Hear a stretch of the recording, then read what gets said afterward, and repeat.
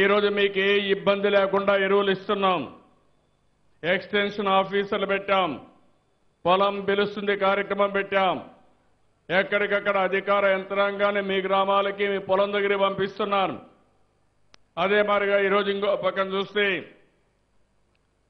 సూక్ష్మ పోషక పదార్థాలపైన ఈరోజు మీరు చూసినప్పుడు 50% సబ్సిడీకే ఇస్తున్నాం.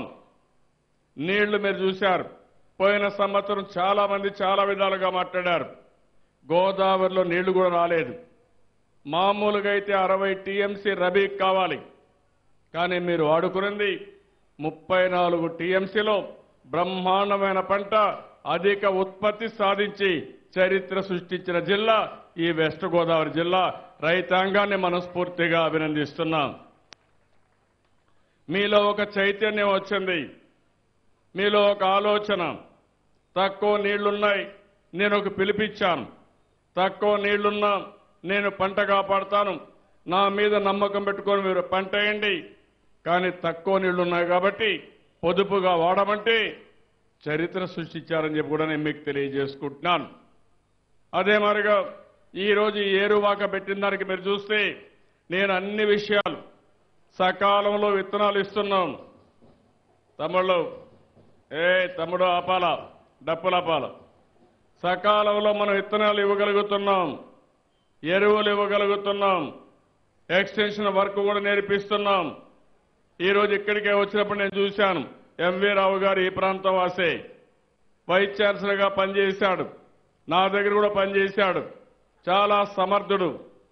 ఆయనైతే ఎన్నో కొత్త వరి వంగడాలను కనుక్కోవడం కానీ ఒక శాస్త్రవేత్తగా వ్యవసాయ రంగానికి ఎనలేని సేవలు అందించిన వ్యక్తి ఎంవి రావు అని చెప్పి కూడా నేను మీకు తెలియజేస్తున్నా.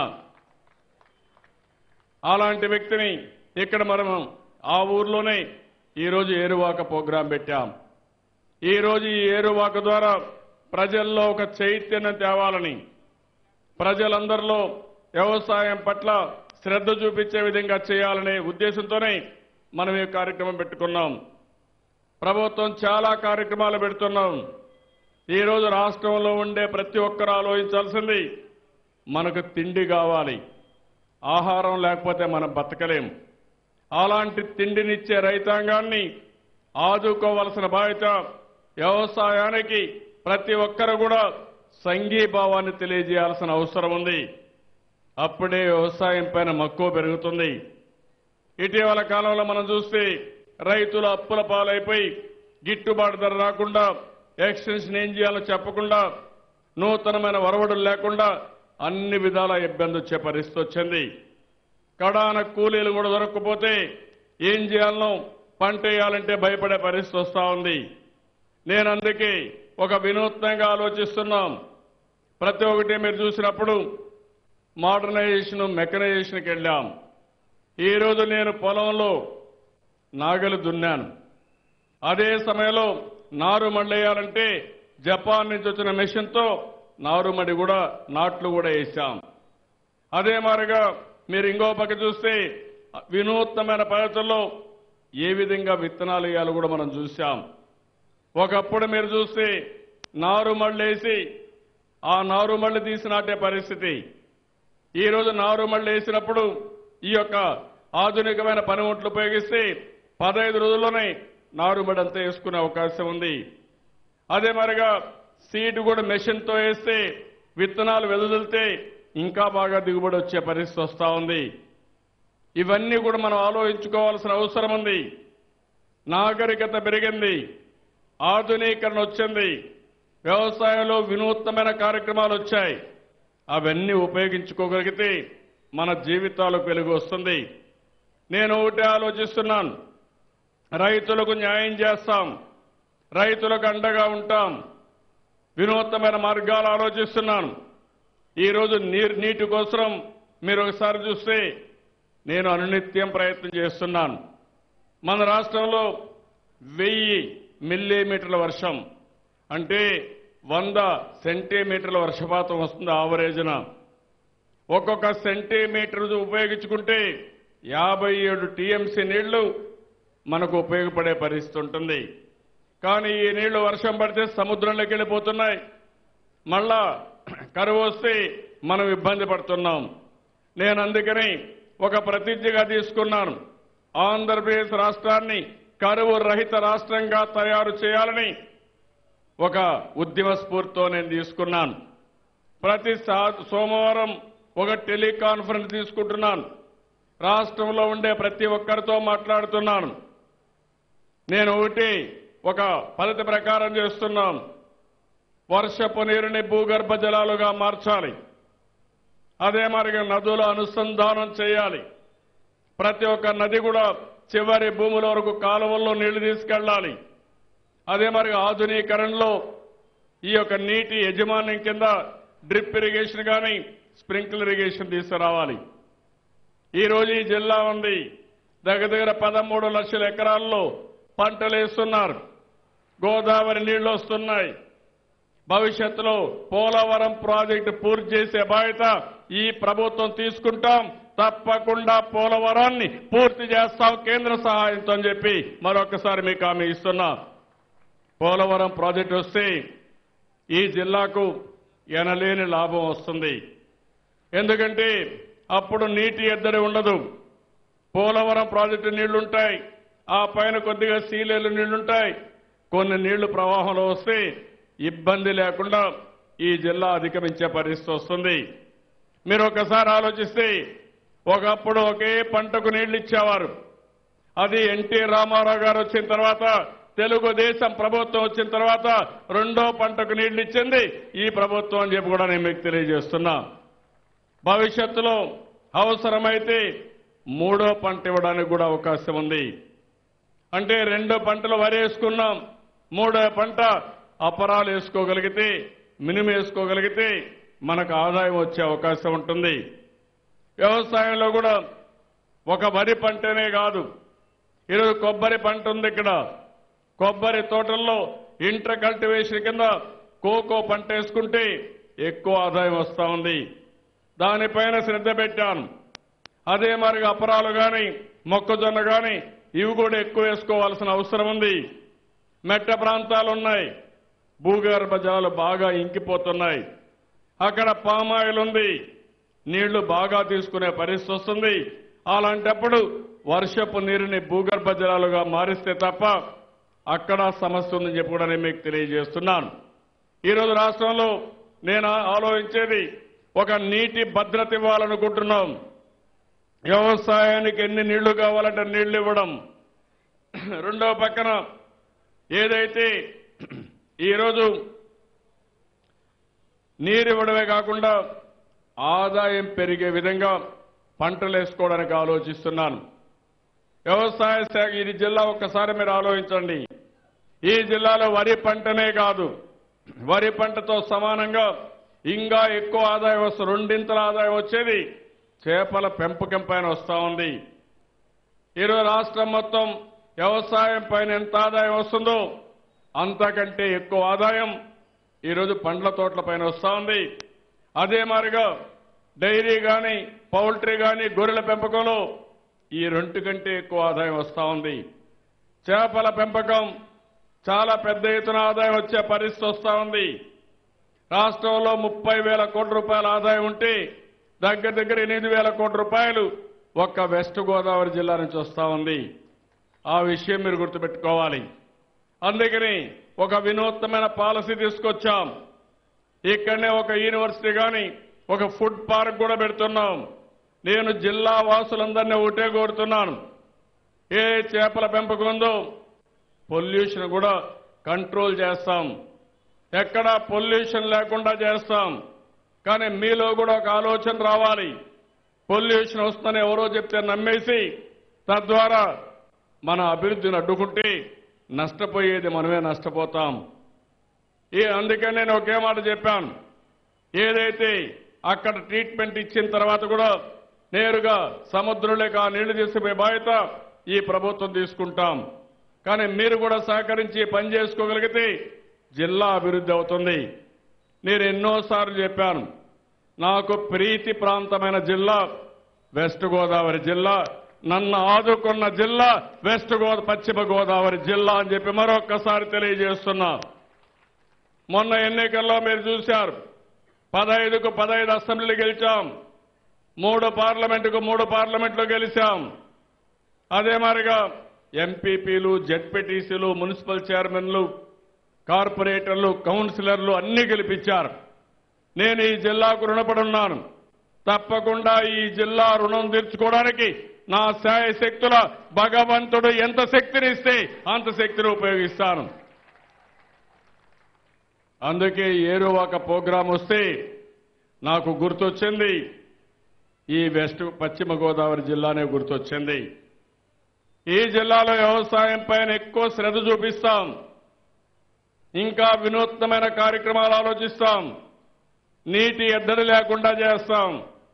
అదే కాదు, ఈరోజు మొన్న చూస్తే ఖరీఫ్లో ఎక్కువ ఉత్పాదక శక్తిని ఈ జిల్లా సాధించింది. అది చూసిన తర్వాత భారతదేశంలోనే నెంబర్ 1 ప్లేస్గా మనం వచ్చాం.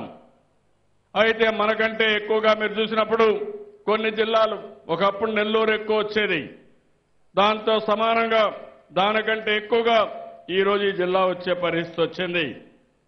ఈరోజు మనకంటే కూడా వేరే దేశాల్లో ఇంకా ఎక్కువ దిగుబడి వస్తూ ఉంది.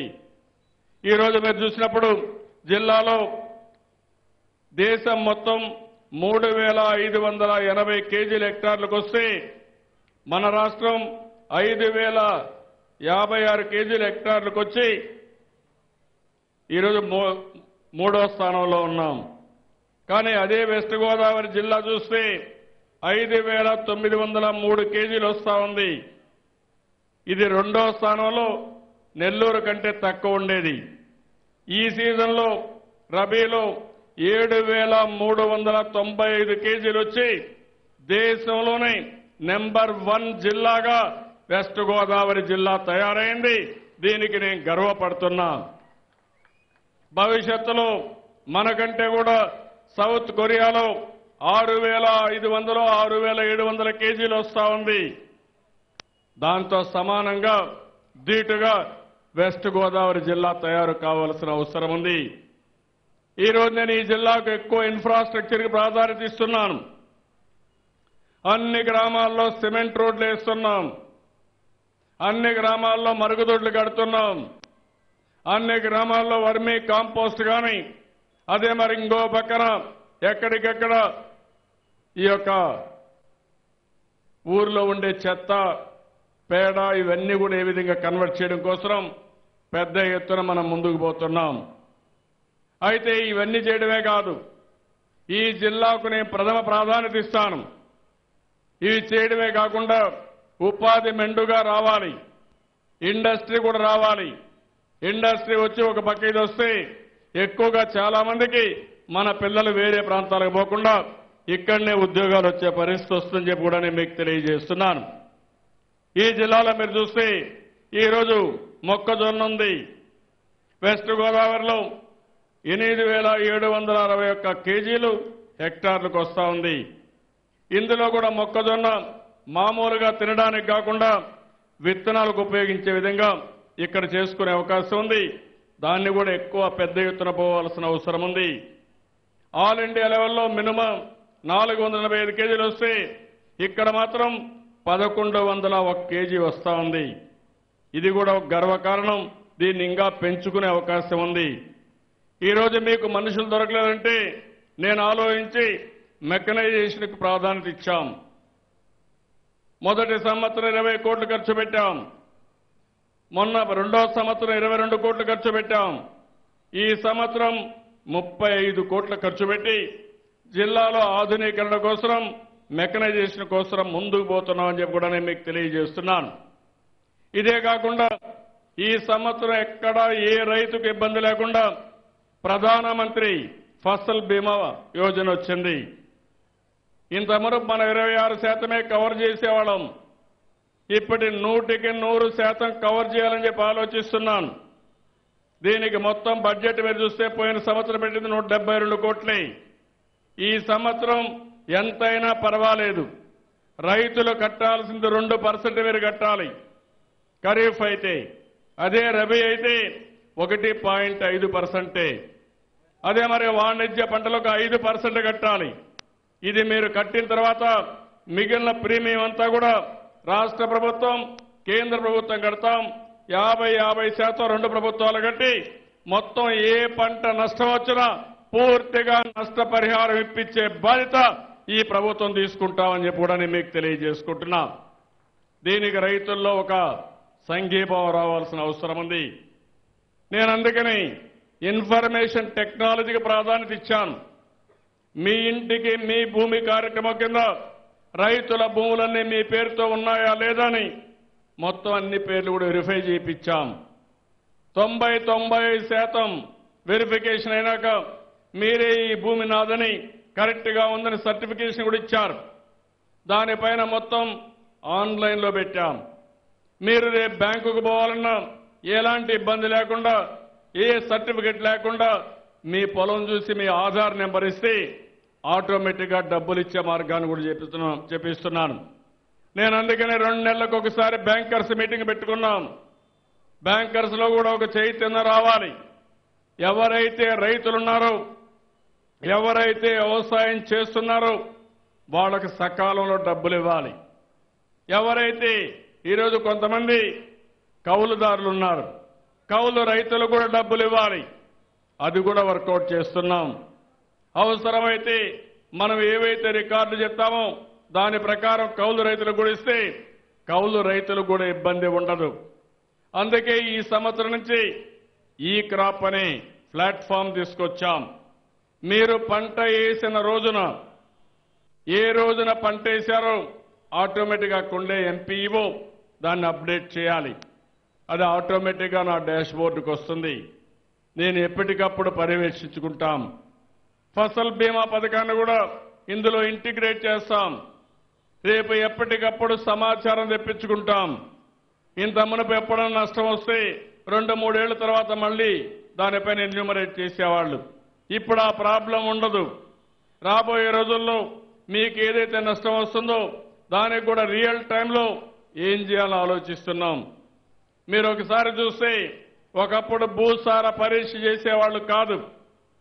ఒక మనిషికి ఏదైనా జబ్బు వచ్చినప్పుడు ఎలాంటి మందులు ఇవ్వాలంటే ముందు టెస్టులు చేయాలి. అదే మరి భూమిలో కూడా మనం పంట వేయాలంటే, ఏ పంట వేయాలంటే ఆ పంటకు మైక్రో న్యూట్రియంట్స్ ఎట్టున్నాయి అని ఒకసారి భూసార పరీక్ష చేయాలి. ఈరోజు దేశంలోని నెంబర్ 1 రాష్ట్రంగా మనం సాయిల్ టెస్టింగ్ లో ఉన్నాం. అవసరమైతే భవిష్యత్తులో ఇంకా పెద్ద ఎత్తున అవసరం మేరకు భూసార పరీక్షలు చేస్తాం.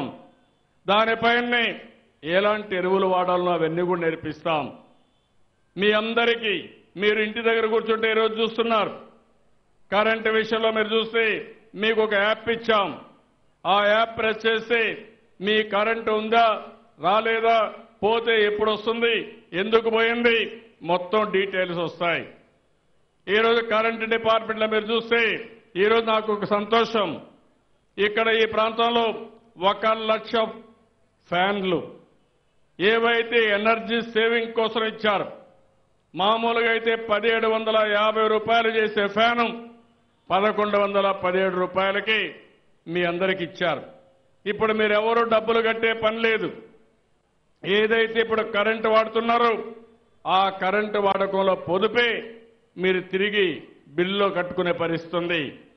మొన్నే ఎల్ఈడి బల్బులు మార్చాం, కొన్ని కోట్ల బల్బులు మార్చాం. ఒక్క పైసా ఖర్చు లేకుండా ఏదైతే వాడే కరెంటు పొదుపు చేసుకుని ఆ కరెంటుతోనే మొత్తం బల్బులు మార్చే పరిస్థితి వచ్చింది. మళ్ళీ ఈరోజు రాష్ట్రంలో ఉండే వ్యవసాయ పంప్ సెట్లన్నీ ఈ కరెంటు ఆదా చేసే పంప్ సెట్లకు వెళ్ళిపోతున్నాం. దీనివల్ల మీరు చూస్తే 33% ఫ్యాన్లలో కానీ, బల్బుల్లో కానీ, పంప్ సెట్లో కానీ మనం వాడే కరెంటు పొదుపు అవుతుంది. ఆ డబ్బులే తిరిగి వాళ్ళకి కడితే వాళ్ళు 5 సంవత్సరాలు 7 సంవత్సరాలు మేనేజ్ చేసే పరిస్థితికి వస్తున్నారు. మనం విభజన జరిగిన రోజున 22.5 మిలియన్ యూనిట్ల కరెంటు కొరత. ఈరోజు గర్వంగా చెప్పగలుగుతున్నాను, మనం మిగులు కరెంటు సాధించాం. భవిష్యత్తులో ఎప్పుడు కూడా కరెంటు కొరత లేకుండా చేసే బాధ్యత ఈ ప్రభుత్వం తీసుకుంటాం. ఈ రాష్ట్రంలో భవిష్యత్తులో ఎప్పుడు కరెంటు కొరత ఉండదు, నాణ్యమైన కరెంటు ఇస్తామని చెప్పి కూడా హామీ ఇస్తున్నాం. ఇలాంటి వినూత్నమైన కార్యక్రమాలే కాకుండా ఈరోజు టెక్నాలజీ పెరిగింది. మీ సెల్ ఫోన్లో ఒక యాప్ కొడితే ఆటోమేటిక్గా మీ ప్రాంతంలో కరెంట్ ఎందుకు పోయింది కానీ ఇంకా అనేక సర్వీస్ అన్ని అందులో ఉండే అవకాశం వస్తుంది. అందుకని నేను ఒక సవాలుగా తీసుకున్నది, ఎక్కువ మంది ఆధారపడింది వ్యవసాయం మీద. అదే మరి వ్యవసాయ కూలీలు గ్రామీణ ప్రాంతాల్లో వ్యవసాయం పైన ఆధారపడుతున్నారు. ఈరోజు నరేగా వచ్చింది, రైతుల్లో కోరుకుంది నరేగా కూడా వ్యవసాయానికి అనుసంధానం చేయాలని. కేంద్ర ప్రభుత్వం కొన్ని కార్యక్రమాలకే అనుసంధానం చేశారు, అన్ని ప్రాజెక్టులు చేయలేదు. అది కూడా ప్రయత్నం చేస్తున్నాం. అదే సమయంలో రైతులను ఆదుకుంటూనే కూలీలకు కూడా ఉపాధి కల్పిస్తూ మనం ముందుకు పోతున్నాం. ఎక్కడైనా కూలీలు దొరకరు, కష్టాలున్నాయనుకున్నప్పుడు మెకనైజేషన్కి ముందుకు పోతున్నాం. మెషిన్స్ కూడా పెద్ద ఎత్తున ఇంట్రడ్యూస్ చేస్తున్నామని చెప్పి కూడా నేను మీకు తెలియజేస్తున్నాను. నేను అందుకని మిమ్మల్ని ఒకటే కోరుతున్నాను, రాష్ట్రంలో పెద్ద ఎత్తున వ్యవసాయం అభివృద్ధి కావాలి. దీనికోసం ఇంకా ఆదాయం ఎక్కువ రావాలంటే మనం కూడా వినూత్నమైన పద్ధతిలో మొన్నే మీరు చూశారు, పాలేకర్ వచ్చి ప్రకృతి సేద్యం మీద మన కాకినాడలో ఒక మీటింగ్ పెట్టి చేశారు. ఇక్కడ కూడా చాలా మంది ప్రకృతి సేద్యానికి పోతున్నారు, వాళ్ళని మనస్ఫూర్తిగా అభినందిస్తున్నాం. ఈరోజు మన గ్రామంలో ఉండే చెత్త లేకపోతే మనం వాడి వదిలేసినవన్నీ కూడా కాంపోస్ట్గా తయారు చేసుకునే అవకాశం ఉంటుంది. అన్ని గ్రామాల్లో కాంపోస్ట్ ఎరువులకు ప్రాధాన్యత ఇస్తున్నాం. దీనికి కూడా ఒక్కొక్క మెట్రిక్ టన్నుకి 2,500 రూపాయలు సబ్సిడీ ఇచ్చి, ఏదైతే ఖర్చు ఎక్కువైనప్పుడు దాని మీద సబ్సిడీ ఇస్తే చాలా వరకు ఉపయోగపడుతుంది. మీరందరూ కాంపోస్ట్ ఎరువు వాడుకుంటే దానివల్ల నాణ్యమైన పంటలు వస్తాయి. అదే మాదిరిగా దానికి విలువ కూడా ఎక్కువ ఉంటుంది. అంతేకాకుండా కెమికల్ ఫెర్టిలైజర్స్ వాడకం కూడా తగ్గిపోతుంది. పోయిన సంవత్సరం మేము చెప్పిన విధంగానే మీరు ఆలోచించి 7% యూరియా ఇలాంటి కెమికల్ ఫెర్టిలైజర్స్ తగ్గించారు. ఈ సంవత్సరం మళ్ళీ ఒక 15% పెట్టుకున్నాం. ఎందుకంటే ఒక్క విషయం మీరు గుర్తుపెట్టుకోవాలి, దేశంలో ఎక్కువ ఎరువులు వాడేది మనమే వాడుతున్నాం. దీనివల్ల అనేక ఇబ్బందులు వస్తాయి. ఎక్కడైతే ఎక్కువ ఎరువులు వాడితే, కెమికల్ ఫెర్టిలైజర్స్ వాడితే దానివల్ల మన ఆరోగ్యం పోతుంది, మన ఇబ్బందులు కూడా వస్తాయి. అదే కానీ కాంపోస్ట్ ఎరువు కానీ మైక్రో న్యూట్రియంట్స్ కానీ ప్రకృతి సేద్యంగా చేస్తే ఖర్చులు తగ్గుతాయి.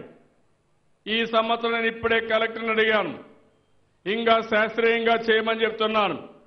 ఈ సంవత్సరం వరిలో మీరు చూస్తే ఆవరేజ్న ఖర్చులు 1000 రూపాయలు తగ్గించాం. ఉత్పాదక శక్తి పెరిగిన దానివల్ల ఒక 1000 రూపాయలు పెరిగింది. ఎకరాకు 2000 రూపాయలు పెరిగిందని ఇప్పుడే కలెక్టర్ గారు చెప్పారు.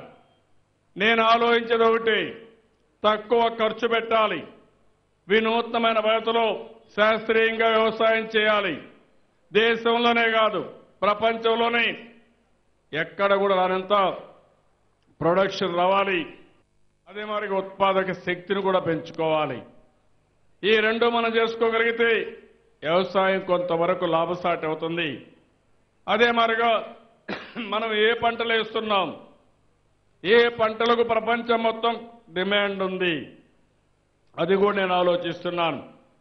ఈరోజు మీరు వేసే పంట వరి వేసినప్పుడు వరి కానీ బియ్యం కానీ డిమాండ్ లేకపోతే మనం ఎంత వేసినా ఇబ్బంది వస్తుంది. అయితే మనం ఇక్కడ వీలైనంత వరకు ఈ ప్రాంతంలో వరి తప్ప వేరే పంటలు వేసే అవకాశాలు కూడా తక్కువ ఉంటాయి.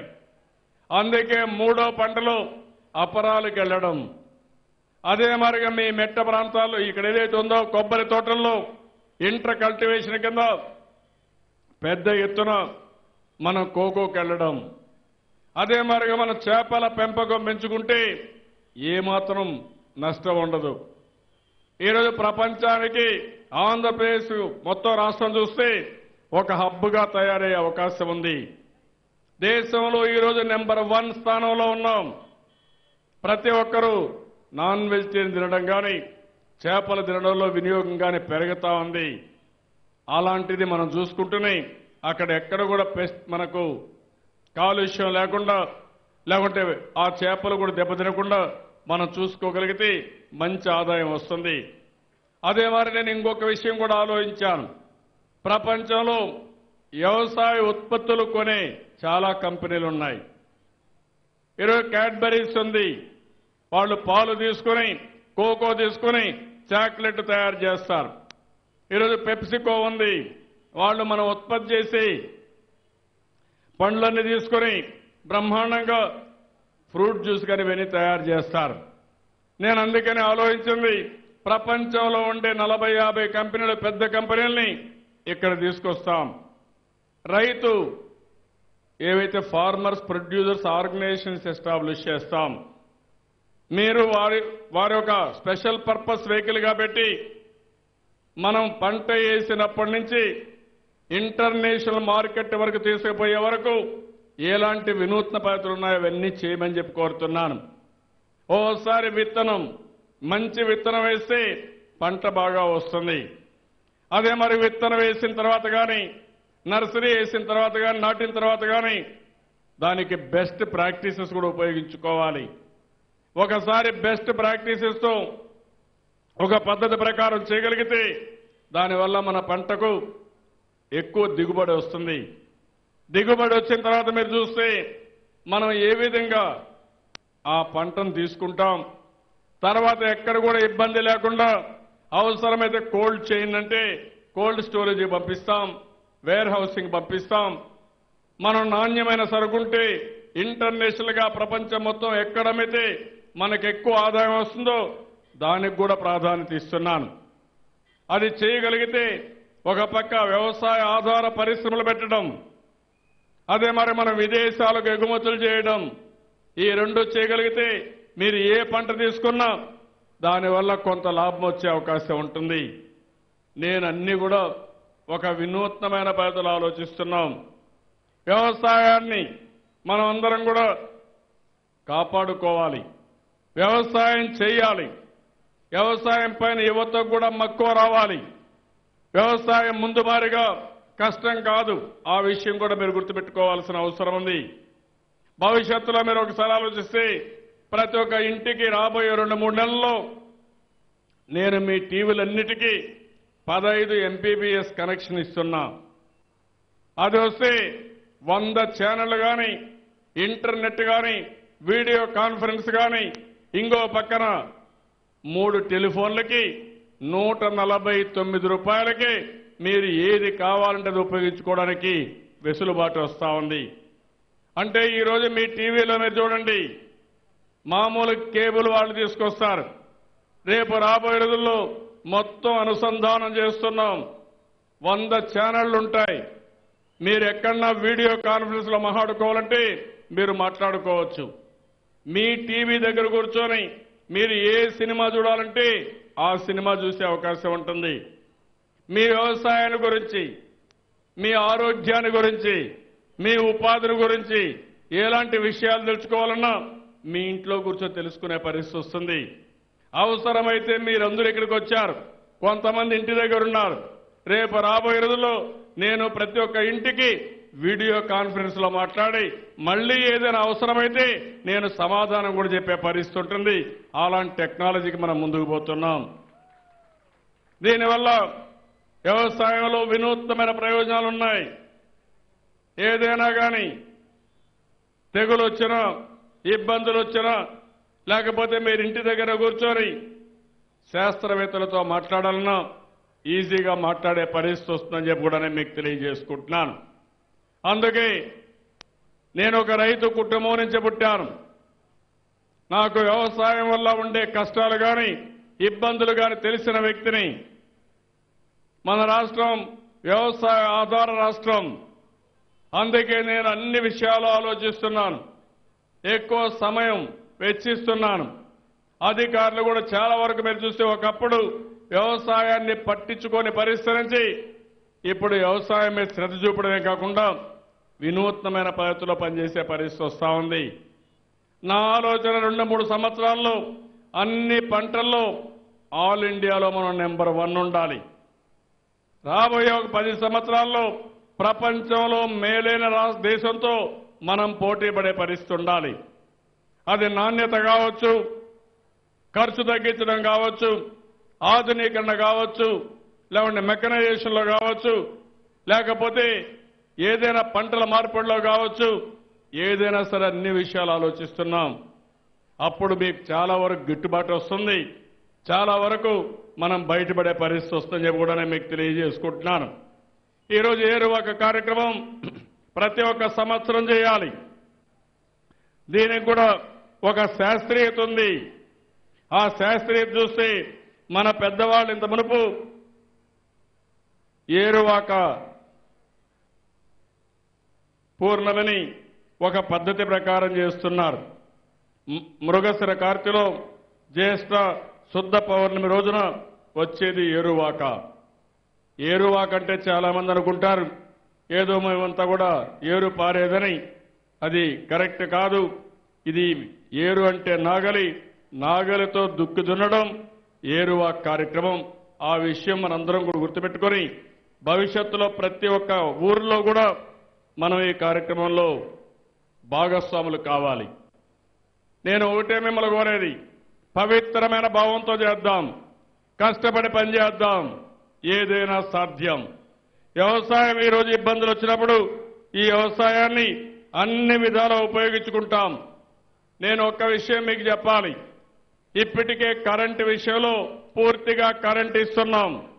అంటే ఈరోజు కరెంటు సెక్యూరిటీ ఇస్తున్నాం, అంటే కరెంటు భద్రత ఇస్తున్నాం.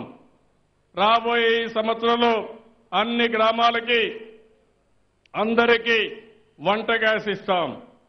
భారతదేశంలో అన్ని ఇండ్లకు కరెంట్ ఇచ్చిన మొదటి రాష్ట్రం ఆంధ్రప్రదేశ్ రాష్ట్రం. భవిష్యత్తులో అన్ని ఇండ్లకు వంట గ్యాస్ ఇప్పిస్తాం. ఫుడ్ సెక్యూరిటీ పైన, ఆహార భద్రత పైన 4 కోట్ల మందికి 5 కేజీల బియ్యం ఇస్తున్నాం. అందులో కూడా వినూత్న పద్ధతిలో టెక్నాలజీ ఉపయోగించాం. ఈరోజు సంక్షేమ కార్యక్రమాల్లో మీరు చూస్తే 43 లక్షల మందికి పింఛన్లు ఇస్తున్నాం. ఇంకో పక్క ఎవరైనా పేదవాళ్ళుంటే వాళ్ళకు కావాల్సినటువంటి ఫాడర్ కూడా, అంటే దానా కూడా సగం ధరకే సప్లై చేయాలని ఒక కార్యక్రమాన్ని పెట్టుకున్నాం. ఎక్కడైతే పేదవాళ్ళు ఆవులు పట్టుకున్నా, గేదెలు పట్టుకున్నా, దానికి భూమి లేకపోతే, గడ్డి లేకపోతే ప్రభుత్వమే సగం ధరకి ఇస్తూ మీ ఇంటికే పంపించే ఏర్పాటు చేయాలని ఒక కార్యక్రమాన్ని ఏర్పాటు చేసుకున్నాం. ఇంకో పక్క నీటి భద్రత ఇస్తాం. ఎక్కడ నీరు ఇబ్బంది లేకుండా తాగడానికి, వ్యవసాయానికి, ఇండస్ట్రీకి ఇబ్బంది లేకుండా నీరు ఇస్తాం. అదే మరి ఇంకో పక్క ఆరోగ్య భద్రత తీసుకొస్తున్నాం. ఈరోజు మీరు చూస్తే ఏ హాస్పిటల్కి పోయినా మీకు అన్ని టెస్టులు ఉచితంగా చేపిస్తున్నాం. ఇంకొక పక్క అంత ఎక్విప్మెంట్ ఎప్పుడూ ఉంటుంది. బయోమెట్రిక్ వాడి ఎవరైతే డాక్టర్లు కానీ ఉద్యోగస్తులు కానీ హాస్పిటల్ ఉండేట్టుగా చేస్తున్నాం. తల్లి బిడ్డ ఎక్స్ప్రెస్ తీసుకొచ్చాం. ఇంకో పక్క మీరు చూస్తే మొబైల్ వెహికల్ పంపించి సంచార వైద్యశాల కూడా తీసుకొచ్చాం. నా ఆలోచన ఒకటి, పేదవాడు ఎక్కువ డబ్బులు ఖర్చు పెట్టేది ఆరోగ్యం కోసం ఖర్చు పెడుతున్నారు, పిల్లల చదువు కోసం ఖర్చు పెడుతున్నారు. ప్రభుత్వ కాలేజీల్లో కార్పొరేట్ విద్య ఇప్పించాలని, ప్రభుత్వ హాస్పిటల్లో ప్రైవేట్ హాస్పిటల్ కంటే మిన్నగా మీ ఆరోగ్యాన్ని కాపాడాలని చెప్పి ఆలోచిస్తున్నాం.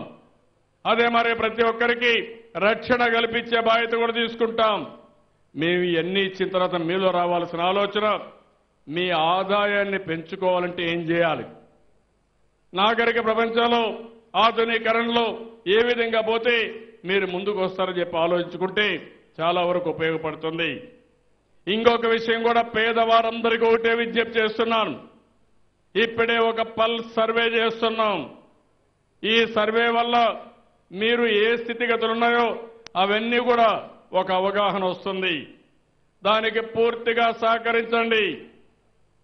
మీ రేషన్ కార్డు కానీ, మీ గ్యాస్ కనెక్షన్ కానీ, మీ భూమి వివరాలు కానీ, అదే మరి మీ పిల్లల స్కాలర్షిప్లు కానీ అన్ని కూడా అందులో పొందుపరిచాం. ఇంకా కొంత సమాచారం ఉంటే అది తీసుకుంటాం. అది తీసుకొని నేను ఒకటి ఆలోచిస్తున్నాను, పేదరికం నుంచి మిమ్మల్ని పైకి తీసుకురావాలని, పేదవాళ్లకు అండగా ఉండాలని, మధ్యతరగతి తోడుగా ఉండాలని చెప్పి ఈ ప్రభుత్వం ఆలోచిస్తున్నాం. దీన్ని గాని వస్తే నాకు ఎవరి రికమెండేషన్ అవసరం లేదప్పుడు. ఏ పేదవాడికి పింఛను రాకపోతే నేరుగా ఈ పింఛను మీ ఇంటికి పంపించి నేరుగా మీకు మెసేజ్ ఇచ్చే పరిస్థితి వస్తుంది. అలాంటి వినూత్నమైన కార్యక్రమానికి శ్రీకారం చుడుతున్నాం. ఆర్థిక అసమానతలు తగ్గించాలని నా ఉద్దేశం. అందుకని ఈ ప్రాంతంలో ఇక్కడ మన రాష్ట్రంలో మీరు చూస్తే షెడ్యూల్ కులాలు ఉన్నారు, వాళ్లకు భూములు లేవు. అలాంటి షెడ్యూల్ కులాలను ఆదుకోవడం కోసం ఎస్సీ సప్లాన్ తీసుకొచ్చాం. గిరిజనులు ఉన్నారు, వాళ్ళకు కూడా ఇబ్బందులు ఉన్నాయి, వాళ్ళ కోసం ఎస్టీ సప్లాన్ తీసుకొచ్చాం. వెనుకబడిన వర్గాలు ఉన్నారు రకరకాలుగా, కమ్మరి, కుమ్మరి, వడ్రంగి, గీత, అదే మరి ఫిషర్మెన్ కమ్యూనిటీ, మత్స్యకారులు చాలా మంది ఉన్నారు. 140 కులాలు ఉన్నాయి. ఎప్పుడో తెలుగుదేశం పార్టీకి ఓట్లేశారు, తెలుగుదేశం పార్టీని ఆదరించారు. అలాంటి వాళ్ళని ఎట్టి పరిస్థితుల్లో విస్మరించాం. వారికి కూడా ఒక సప్లాన్ తీసుకొచ్చాం. మీరు ఒకసారి చూస్తే 10 సంవత్సరాలు వెనుకబడిన వర్గాల్ని పూర్తిగా నష్టపరిచారు, అన్యాయం చేశారు. ఈ జిల్లాలో మీరు చూసినప్పుడు చాలా వరకు ఈ జిల్లాలో మీరు చూస్తే మత్స్యకారులు కానీ, గీత కార్మికులు కానీ, ఇంకా కమ్మరి, కుమ్మరి, వడ్రంగి, రజక ఇలాంటి కమ్యూనిటీస్ అన్నీ ఉన్నాయి. అందరికీ న్యాయం చేస్తున్నాం. ఇంకో పక్కన మీరు చూసినప్పుడు నా పాదయాత్రలో నేను వచ్చినప్పుడు పెద్ద ఎత్తున కాపుల నుంచి కూడా నాకు విజ్ఞప్తి వచ్చింది. ఆ రోజు కాపులందరూ నన్ను ఒకటే అడిగారు, మేం పేదరికంలో ఉన్నాం, మమ్మల్ని పైకి తీసుకొచ్చే బాధ్యత రిజర్వేషన్లు కల్పించమని ఆ రోజు కోరితే ఈ రోజు నేను హామీ ఇచ్చాను, హామీ నిలబెట్టుకుంటున్నా. ఇక్కడే మీరందరూ కూడా ఈ ప్రాంతంలో నుండి అందరూ ఆలోచించుకోవాలి. ఎంతో మంది హామీలు ఇచ్చారు, ఒక్క పైసా ఖర్చు పెట్టలేదు. మొట్టమొదటిసారిగా బడ్జెట్లో 1000 కోట్ల రూపాయలు పెట్టిన ఘనత ఈ ప్రభుత్వాన్ని. ఆ విషయం మీరు ఆలోచించాల్సిన అవసరం ఉంది. 1000 కోట్ల రూపాయలే కాదు, ఈ ప్రాంతంలో ఇప్పటికే 70 కోట్ల రూపాయలు ఇచ్చాం. భవిష్యత్తులో ఇంకా పెద్ద ఎత్తున ఇస్తానని కూడా చెప్పాను. అదే మరిగా మంజునాథ్ కమిషన్ వేశాం. మంజునాథ్ కమిషన్ కూర్చొని ఎప్పటికప్పుడు చేస్తున్నారు. మనం చేసే పల్స్ సర్వేలో వాళ్ళకు కావాల్సిన సమాచారం అడిగారు, అవి కూడా ఇస్తున్నాం. అవి రెండు వస్తే మంజునాథ్ కమిషన్ రిపోర్ట్ వస్తాయి. కాపులకు కూడా వెనుకబడిన వర్గాలతో ఏ విధంగా సమానంగా ఇవ్వాలనో, ప్రత్యేకంగా బీసీ రిజర్వేషన్లు కేటాయించే బాధ్యత, సాధించే బాధ్యత ఈ ప్రభుత్వం తీసుకుంటామని హామీ ఇస్తున్నా. ఈ ప్రభుత్వం పేదరికం ఎక్కడుంటే అక్కడుంటాం. ఇప్పుడే బ్రాహ్మణ్స్ వచ్చారు, చరిత్రలో మమ్మల్ని గురించి ఎవరు ఆలోచించలేదు, మీరే ఆలోచించారు, మేము మీకు ధన్యవాదాలు చెప్తున్నామని బ్రాహ్మణ్స్ వచ్చి ఈరోజు వాళ్ళు కూడా చెప్పే పరిస్థితి వచ్చింది. ఈరోజు ముస్లిం సోదరులు ఉన్నారు, వాళ్ళల్లో పేదరికం ఉంది. క్రిస్టియన్ సోదరులు ఉన్నారు, వాళ్ళలో కూడా పేదరికం ఉంది. వాళ్ళని ఆదుకుంటాం. కడకు అగ్రవర్ణాల్లో ఉండే పేదవాళ్ళు కూడా ఆదుకుంటామని మొన్నే మహానాడులో చెప్పామని చెప్పి కూడా నేను మీకు తెలియజేసుకుంటున్నాను. నేను ఎందుకంటే ఈ విషయాలను చెప్తున్నానంటే, ఈరోజు ఏరువాక ప్రోగ్రాం అయినా వ్యవసాయాన్ని పైకి తీసుకురావాలనుకున్నా ఇవి కూడా మీకు అవగాహన ఉంటే దానివల్ల ఎక్కువ లాభం వస్తున్న ఉద్దేశంతో నేను చెప్పడం జరిగింది. ఈరోజు స్థానికంగా ఇక్కడికి వచ్చినప్పుడు నాకు కొన్ని విషయాలు చెప్పారు.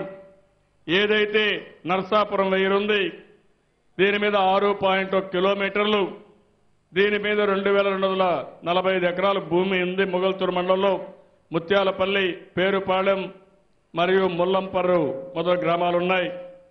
దీంట్లో 3 రూచులు పూర్తయినాయి, మిగిలిన పూర్తి చేయాలని చెప్పి అడ్మినిస్ట్రేషన్ చెప్పారు. దీన్ని ఇమ్మీడియట్ గా పూర్తి చేయమని ఆదేశాలు ఇస్తున్నానని చెప్పి కూడా నేను మీకు తెలియజేసుకుంటున్నాను. నల్లి క్రీక్ ఉంది కేపీపాలెంలో, వశిష్ఠ గోదావరిలో కలుస్తుంది.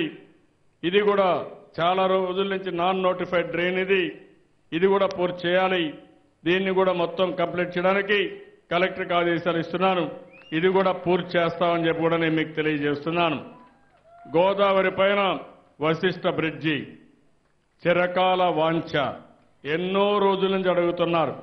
ఈ బ్రిడ్జి రావాలి, ఇది మాకు వస్తే మా జీవితాల్లో వెలుగు వస్తుందని పక్కనే సకినేటిపల్లి పక్కనే ఉంది, ఈజీగా కనెక్ట్ అవుతుందని చెప్పి చాలా రోజుల నుంచి అడిగారు. ఈరోజు డ్రెడ్జింగ్ కార్పొరేషన్ కూడా వచ్చింది, రైల్వే డిపార్ట్మెంట్ ఉంది, తప్పకుండా దీన్ని వాళ్ళు కూడా ఒప్పుకోవడం జరిగింది. వీలైన తొందరలోనే ప్రారంభించి వీలైన తొందరలో పూర్తి చేయడానికి అన్ని విధాల ప్రయత్నం చేస్తానని చెప్పి కూడా నేను మీకు తెలియజేస్తున్నాను. ఇది వస్తే ఈ నర్సాపూర్లో ఒక బ్రహ్మాండమైన అభివృద్ధి అవుతుంది. ఈస్ట్ గోదావరికి, వెస్ట్ గోదావరికి, కోనసీమకి అనుసంధానం అయ్యే పరిస్థితి వస్తుంది. ఇది కూడా వర్కౌట్ చేస్తున్నాం. ఎమ్మెల్యే అయితే చాలాసార్లు నన్ను అడిగాడు, తప్పకుండా వీలైన తొందరలోనే ఇది పూర్తి చేస్తామని చెప్పి కూడా నేను మీకు తెలియజేస్తున్నాను. అదే మరిగా కాశీపట్నం ఇనాం భూములు ఉన్నాయి. ఇది ఈ సమస్య అయితే 7,580 ఎకరాలు భూమి. మీలో మీ గొడవ ఇలాంటి ఎస్టేట్ భూములు అనవసరంగా పంతాలకు పట్టింపులకు పోయి ఆ భూమి మీకు రాకుండా మీరు రుణాలు కూడా తీసుకునే పరిస్థితి లేకుండా ఇబ్బంది పడుతున్నారు. నేను కలెక్టర్ కూడా ఇప్పుడే చెప్పాను, ఈ సమస్యను కూడా మనం పరిష్కారం చేయాలి. ఇది పరిష్కారం చేయడం కోసం అన్ని జాగ్రత్తలు తీసుకోమని చెప్పి వారిని కోరాను. తొందరలోనే అందరినీ పిలిపించి మాట్లాడతారు. మాట్లాడి ఏ విధంగా దీన్ని పూర్తి చేయాలో పూర్తి చేస్తాం. ప్రభుత్వ పరంగా ఏ ఇష్యూస్ కూడా ఏవైతే లాంగ్ పెండింగ్ ఉండే విభేదాలన్నీ కూడా పరిష్కారం చేయాలని, వివాదాలన్నీ పరిష్కారం చేయాలని ఆలోచిస్తున్నాం. నేను ఆ గ్రామస్తులందరినీ కోరుతున్నా, పంతాలు పట్టింపులొద్దు. ఈ సమస్య పరిష్కారం చేసుకుంటే మీకు చాలా లాభం ఉంటుంది. అది కూడా చేయాల్సిందిగా గ్రామస్తులందరినీ విజ్ఞప్తి చేస్తున్నా. అదే మరి ఇక్కడికి వచ్చి చిట్టవరం వచ్చినప్పుడు సర్పంచ్ గారు వీళ్ళందరూ చెప్పారు, మా గ్రామంలో కొన్ని పనులు ఉన్నాయని. సీసీ రోడ్లు కానీ, డ్రైన్స్ కానీ 2,50,00,000 రూపాయలు ఖర్చు పెట్టి పూర్తి చేపిస్తామని హామీ ఇస్తున్నాం. గ్రామం దగ్గర R&B రోడ్డు కావాలన్నారు. అదే మరి డ్రైనేజ్ పూర్తి చేయాలన్నారు.